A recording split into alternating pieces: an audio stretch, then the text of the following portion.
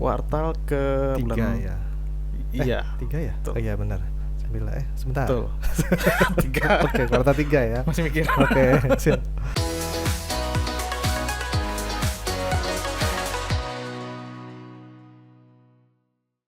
Hai great people, jumpa lagi dengan kami di podcast Liquid, ngobrolin lika-liku investasi dan reksadana. Great people, Bank Indonesia kembali menurunkan suku bunga untuk kali ketiga di 2025 ini menjadi 5,25%. Hal ini sejalan dengan rentang inflasi yang tetap terjaga di 2,5% plus minus 1%. Nah, kebijakan Gubernur Bank Indonesia Bapak Peri Warjio beserta jajarannya ini diharapkan bisa membawa sinyal positif bagi perekonomian Indonesia. Di antaranya bisa jadi naiknya daya beli masyarakat, pinjaman yang lebih ringan, hingga mungkin apresiasi terhadap reksadana pendapatan tetap. Nah, sampai kapan sih angin segar ini terus berhembus di Indonesia? Apa jadinya jika di akhir Juli nanti FOMC meeting juga melakukan hal yang sama, yaitu menurunkan suku bunga acuan. Nah, tentunya kita akan bahas hal ini tidak sendirian. Saya sudah dinampingi bersama rekan saya, Mas Nugroho Rahmat Fitrianto alias Mas Rian dari tim investment BNI Asset Management. Semangat pagi Mas Rian. Selamat pagi, Mas. Oke, gimana nih kabar hari ini, Mas? Alhamdulillah baik. Market juga lagi baik, alhamdulillah. Oh, hari ini market lagi baik ya. Oh, pantas tadi pas kita minum-minum dulu, Mas, agak sumringah dikit. Oke, Mas Rian, sebelum kita masuk ke tema, ngobrol bentar nih. Kita podcast kayak gini terakhir, Mas, kapan, Mas? Kalau boleh tahu. 5 tahun lalu kayaknya, Mas ya. 5 tahun lalu. Oh. Enggak, saya baru masuk sebenarnya kan, sebelum setahun. Oh, lumayan lama. Berarti waktu itu Mas masih di sekuritas mungkin. Terakhir kali ini ya podcast. Iya, terakhir di sekuritas. Terakhir di sekuritas. Betul. Ya. Oke. Kurang lebih saya juga sekali dua kali pernah baca tulisan Mas di sekuritas belah. Oh gitu. Oke, Mas. Ngomong-ngomong, selain saya baca tulisan Mas nih, kita kan tahu Mas di BNIM ini handle fixed income. Betul. Alias reksadana pendapatan tetap. Ya. Sneak peek dikit, Mas. Reksadana pendapatan tetap itu atau fixed income itu reksadana spesies apa sih, Mas? Atau jenis apa sih, Mas? Oke. Ya, jadi untuk reksadana pendapatan tetap sendiri sih merupakan reksadana yang mostly underlying-nya itu merupakan aset-aset instrumen dari fixed income. Minimal sebesar 80%. Oke. Kemudian apa yang membedakan reksadana ini dengan reksadana lainnya? Untuk reksadana pendapatan tetap sendiri itu sumber return-nya itu diambil dari kupon yang dibagikan oleh instrumen investasi yang menjadi underlying, dan kemudian juga ada apresiasi harga jika kondisi memungkinkan ya, seperti itu. Cuman untuk fluktuasinya sendiri kita bisa bilang reksadana ini tidak lebih volatile dibandingkan reksadana dengan underlying saham, tapi sedikit lebih volatile dibandingkan dengan reksadana pasar uang. Oh, volatile ini artinya apa, Mas? Untuk volatile sendiri sih lebih mengacu pada pergerakan harga ya, kenaikan atau penurunan harga. Dimana kalau di dalam dunia finance sebenarnya volatilitas itu berkaitan langsung atau berhubungan langsung ya, lurus dengan yang namanya resiko. Jadi semakin tinggi volatilitas biasa diartikan sebagai resiko yang lebih tinggi. Namun itu juga sejalan dengan potensi return-nya, sebenarnya seperti itu. Oh, I see. Bicara soal volatile, kita simpan dulu nih ya untuk volatile. Boleh. Kita mau bahas dulu specifically tentang tadi di awal kita telah sebut turunnya suku bunga di Indonesia, BI rate. Itu dampak positifnya yang bisa kita explore apa aja tuh, Mas Rian? Oke. Betul ya, kemarin di RDG Bank Indonesia di bulan Juli ini. RDG itu rapat Dewan Gubernur. Betul, ya? Rapat Dewan Gubernur Bank Indonesia memutuskan untuk menurunkan suku bunga ya sebesar 25 basis. Ya. Di mana memang konsensus dari market sendiri sih lumayan 50-50 ya. Ada yang forecast bahwa BI rate ini akan stay, sedangkan setengah lainnya lagi itu forecast untuk BI rate ini untuk turun, dan ternyata kejadiannya adalah turun. Dan sebenarnya ini sesuatu yang dibutuhkan oleh perekonomian sih ya untuk kondisi saat ini, di mana kalau kita lihat kan kondisi manufaktur memang sedang tertekan, kemudian daya beli juga kurang begitu baik ya akhir-akhir ini. Jadi dengan penurunan suku bunga BI rate ini seharusnya membawa dampak positif ke ekonomi seperti ekspansi dari sisi daya beli masyarakat ya, mungkin baik itu kredit konsumtif maupun kredit produktif, dimana kalau untuk konsumtif sendiri kan sektor-sektor seperti properti atau vehicle ya, roda 4, roda 2 seharusnya yang interest rate sensitif itu bisa dapat angin segar, karena dengan turunnya suku bunga Bank Indonesia, hal ini akan transmisi ke suku bunga perbankan juga. Dimana dengan turunnya suku bunga perbankan, untuk dari konsumen sendiri, dari masyarakat bisa lebih konsumtif. Di sisi lain juga ada spillover dari let's say UMKM ya, atau manufaktur. Kalau suku bunga turun berarti kan cost of financing mereka lebih murah. Mereka bisa meminjam dengan bunga pinjaman yang lebih murah, sehingga itu mendorong UMKM dan pebisnis untuk ekspansi, di mana ekspansi tersebut pasti akan menyerap tenaga kerja kan. Betul.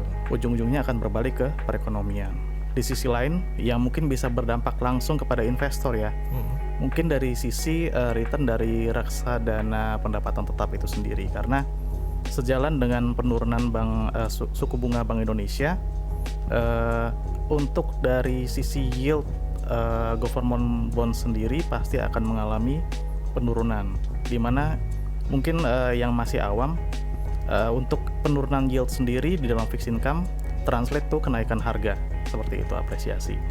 Jadi untuk reksadana pendapatan tetap sendiri seharusnya mendapatkan angin segar juga dengan adanya kenaikan harga tersebut gitu sih Mas. Mantap, runut sekali ya, efeknya ke masyarakat, ke pengusaha juga, hingga akhirnya nanti dampaknya untuk investor, yaitu fixed income khususnya ya gitu. Betul, kita Mas. balikin lagi nih si volatility nih. Nah berarti untuk kasus yang sekarang ini BI rate turun, berarti kalau bahas volatilitas berarti trennya ini lebih katakanlah jadi naik apa turun Mas? Walaupun tadi sempat di-spill saya dengar sih. Ya, untuk volatilitas sebenarnya tidak mengenal arah ya istilahnya. Oke. Jadi naik merupakan volatilitas, turun Oke. merupakan volatilitas. Oke. Cuman hal ini adalah volatilitas yang baik ya istilahnya. Untuk dari sisi yield sendiri, volatilitasnya cenderung langsung ketika BI rate itu mengumumkan penurunan suku bunga. Cuman pergerakannya turun untuk dari sisi yield. Jadi instan terasa di reksadana pendapatan tetap untuk dari retailnya sendiri sejak BI rate menurunkan suku bunganya sampai hari ini Ya. itu cenderung lebih returnnya lebih tinggi dibandingkan dengan yang sebelum-sebelumnya. Oke, siap. Bisa sangat dimengerti Mas. Siap. Dari dalam negeri kita coba nih Mas, jalan-jalan dikit ke luar negeri, khususnya ke Amerika. Bagaimana pandangan BNAM, katakanlah Mas Rian, untuk result FOMC nanti Mas, kira-kira? Apakah ikut tren turun atau seperti apa? Oke. Untuk dari FOMC meeting sendiri dari The Fed ya, untuk dari pelaku pasar sendiri sih saat ini memperkirakan untuk pada bulan Juli ini lebih ke stay ya Mas ya, belum ada penurunan. Cuman jangan putus asa dulu istilahnya, karena untuk dari market sendiri, market sentiment sih masih memandang tren penurunan suku bunga itu masih akan berlanjut di tahun ini, di mana untuk The Fed sendiri masih diperkirakan akan menurunkan tingkat suku bunga acuannya Fed rate itu 2 kali sebesar 25 bips per penurunan suku bunga di dalam tahun ini di 2025. Oh, tahun ini. Betul. Bulannya udah pernah di-spill belum tuh ya? Sekitar September dan Desember. September Jadi akhir-akhir ya. tahun gitu Mas. Berarti September tuh kuartal ke Kuartal ke 3 ya? Iya. 3 ya? Betul. Oh iya benar. Sebentar. Betul. 3. Oke, kuartal 3 ya. Masih mikir. Oke, siap. Terus. Berarti dan kemudian ada juga lanjutan di 2026 ya kalau nggak salah, itu sekitar 1-2 kali lagi, cuman itu masih terlalu jauh dan masih belum terlalu firm juga untuk market expectation gitu sih Mas. Oke. Kulik sedikit deh. Apa alasan The Fed kira-kira cenderung menahan let's say, untuk akhir Juli? Ya, jadi sebenarnya untuk reason dibalik The Fed yang kemungkinan akan menahan suku bunganya di bulan Juli ini mungkin lebih dari The Fed sendiri ingin mengetahui untuk assess dampak dari tarif Trump tersebut sih Mas. Oh, I see. Betul. Jadi yang mana kita kena berapa belas, Mas? kita kena 19%. Ya, Much better sih dibandingkan dengan yang pertama ya. Siap. Nah, dari tarif tersebut sebenarnya saat ini belum terlalu terlihat di data-data inflasi ya. Cuman untuk dari The Fed sendiri masih berhati-hati bila mana tarif ini bakal kick in ini ke inflasi, tapi mungkin dalam 2-3 bulan ke depan. Jadi memang posisi The Fed saat ini bakal lebih berhati-hati ya untuk melihat data-data ekonomi seperti itu sih Mas. Oh, I see. Kita balik lagi ke dalam negeri sendiri nih, Mas. Kalau begitu bisa dikatakan sudah saatnya let's say kita punya reksadana pendapatan tetap gitu. Nah, kalau Mas Rian sendiri nih, sebaiknya kita nih punya reksadana pendapatan tetap yang basically basisnya lebih kemana nih sebaiknya? Apakah Govies alias government bonds atau yang satu lagi itu apa corporate ya? Kalau dari sini Mas Rian seperti apa?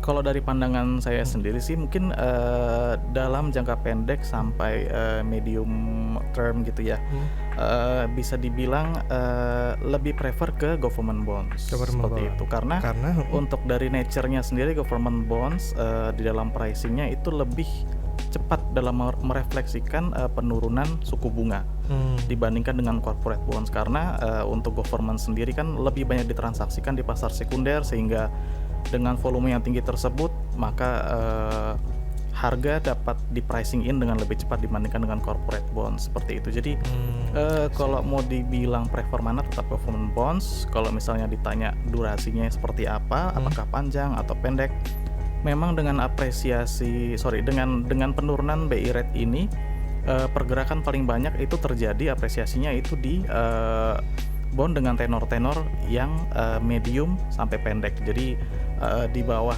10 tahun sudah pasti, mungkin sekitar 1-5 tahun, mungkin mentok-mentok 7 tahun, itu yang terapresiasi cukup banyak. Jadi mungkin untuk short term saya sendiri sih lebih prefer untuk yang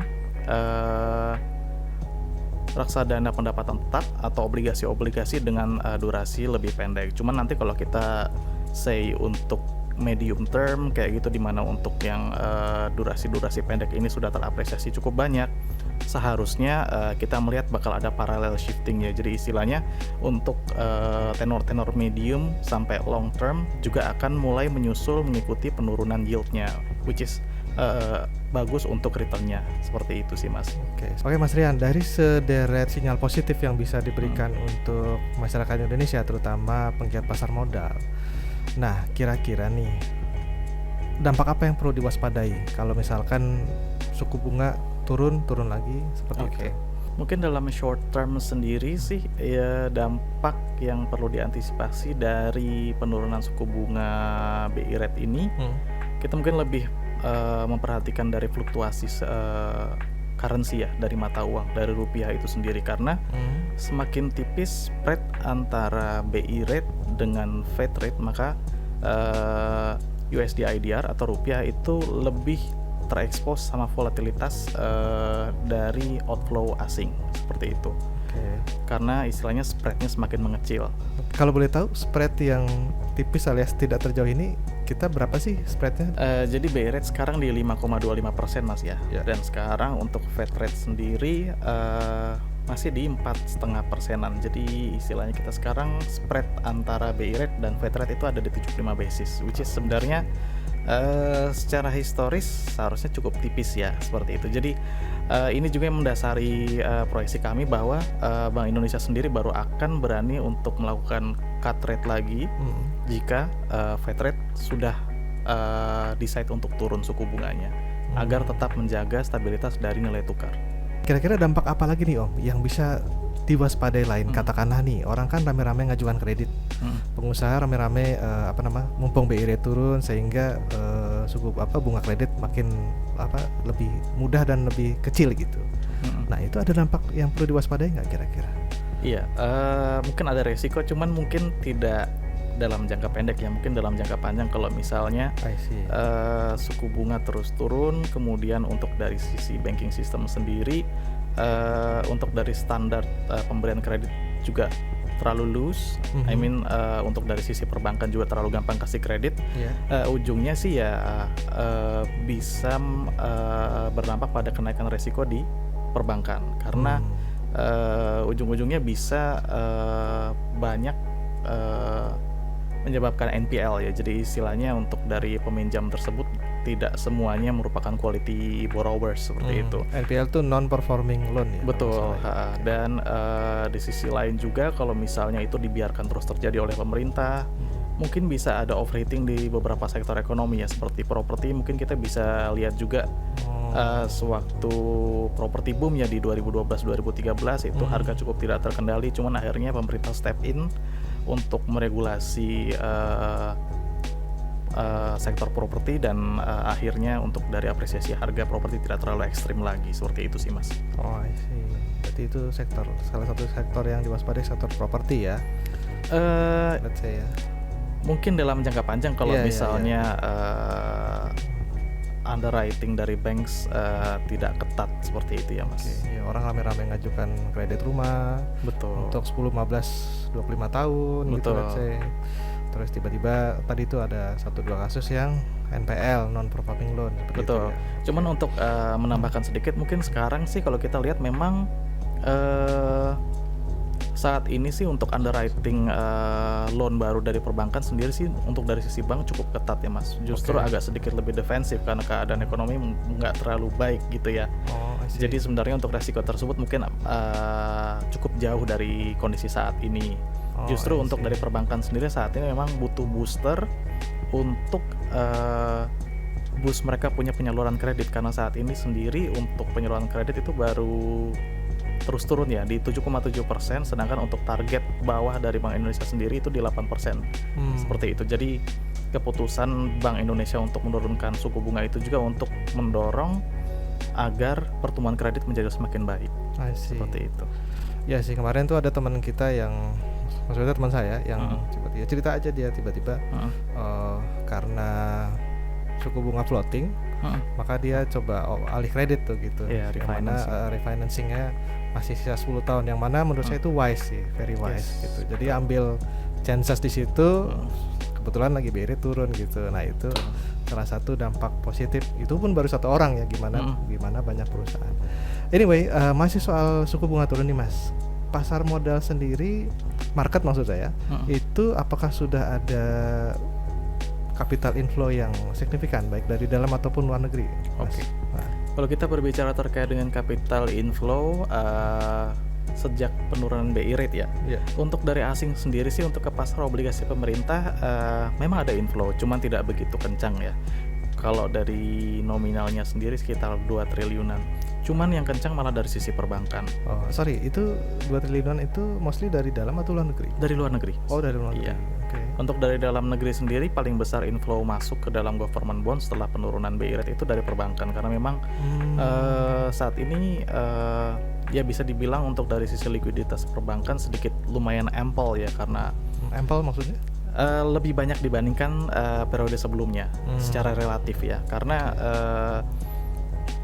SRB sempat mature cukup besar di bulan Juni itu sekitar 150 triliun, kemudian ada juga obligasi pemerintah yang mature juga ya di bulan kemarin. Jadi istilahnya bank sekarang punya cash yang cukup banyak dan untuk penyaluran kredit itu masih terbatas, makanya dari bank sendiri itu cukup mengejar untuk di government bond di secondary market maupun di primary marketnya, seperti itu. Kalau bicara ownership Mas, untuk obligasi ya, itu government nih, govis ya, itu lebih banyak dalam negeri apa luar negeri Mas? Saat ini sebenarnya sebelum COVID juga masih domestik sih Mas. Masih domestik. Untuk foreign sendiri itu di sekitar 14,5, 14,6%-an. Saya harus cek datanya, tapi sekitar segitu. Itu karena by the rules atau memang minat? Memang minat saja sih Mas. Sejak COVID itu sudah banyak capital outflow keluar dari pasar obligasi kita. Sempat sampai titik terendahnya mungkin di sekitar 13%-an, cuman Akhir-akhir ini mereka mulai balik lagi ke Indonesia dan ya masih di sekitar 14,5% sampai 15%-an. Oke. Fiturnya memang selalu membagikan dividen tiap bulannya Mas, selalu ada. Tiap bulan. Betul. Boleh di-spill minggu keberapa biar saya cipin saat harga murah? Saya juga mau masuk, nggak boleh ya? Nggak boleh ya. Oke.